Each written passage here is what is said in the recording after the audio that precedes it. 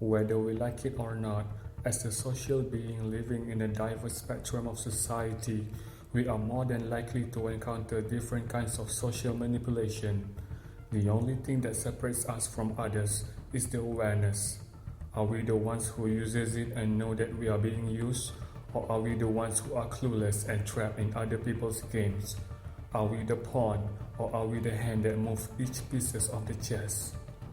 Today, we are going to explore some of the hidden social manipulation which most people do not aware of. It is called the Master Suppression techniques. Master Suppression techniques were first defined and categorized by the Norwegian politician and professor in social psychology, Berit Aas. These techniques consist of 5 major techniques which later developed into other several smaller techniques, and they were also used to describe and analyze social interactions in other unequal power relations. The concept can be defined as rooted in racism or discrimination based on gender, nationality, culture, or sexual orientation. The concept of master suppression techniques is also used in the USA, UK, Sweden, and other countries under the term microaggressions or ruler techniques. These are the 5 master suppression techniques that you should be aware of, whether in the professional world or even in your social life. 1. Invisibilizing. Invisibilizing conveys the message that the target do not exist and that his or her presence and actions are of no value or importance. It may be expressed through speech, body language, or other social codes. For example, if you are the victim, your name is never mentioned and not being introduced, or while you talk, other people talk, cough, look down into their papers, scrape their chest, and simply do not respond to what you say. Whether it is intentional or unintentional, due to habit or ignorance, the person who do this wants you to feel insignificant and insecure. 2. Ridiculing. Ridiculing conveys a lack of equality. A person ridiculing another dominates the situation and reduces the target to a figure of fun.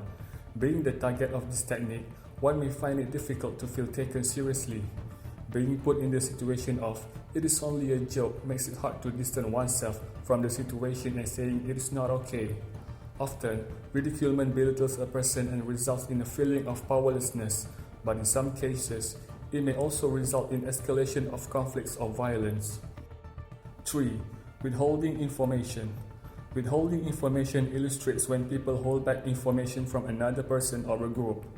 When not having access to relevant information of such as written communication, news, invitation, or minutes of a meeting, it may lead to incorrect and delayed response from the person who is excluded from the information. An example is how a group of colleagues may have discussed and decided on a certain topic over a beer after work, and when the actual meeting is taking place, the decisions are pushed through without much further inclusion of those not present at the informal meeting. 4. Double punishment.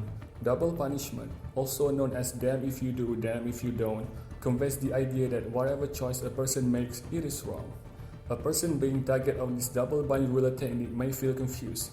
For example, if you are outspoken, people say you are too dominating, and if you are a good listener, you are dismissed as being weak. If you channel most of your efforts into work, you are accused of neglecting your children or your partner. And if things are the other way around, you are told you lack drive. Indirectly or directly, it expresses a negative attitude towards any choice the victims makes. 5. Blame and shame. Heaping blame and putting to shame refers to making a person feel ashamed and guilty for an action, a trait, a certain development, or a situation, even though this person it is not to blame. It is harder to identify than the 3 first suppression techniques, and it is closely related to the 4th. Furthermore, it characterizes all of the previous categories of suppression techniques, as they all refer to making people feel ashamed or wrong on some level.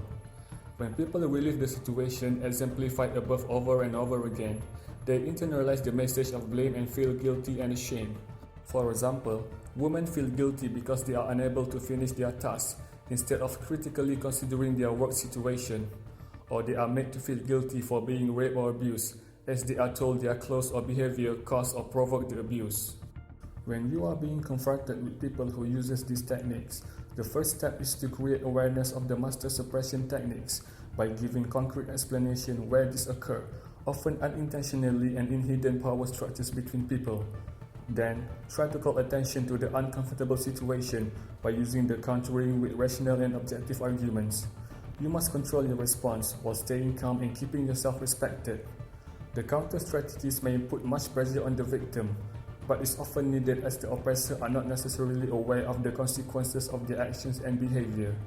But above all, the best course of action is to not create any more conflict and distance yourself from people who use these techniques, so you won't be taken advantages of again in the future. If you have any experience or have witnessed people who use these manipulation techniques, feel free to share it in the comment below. Thanks for watching, and don't forget to hit the like button and subscribe so you don't miss our future updates. Until then, stay safe and we will see you in the next videos.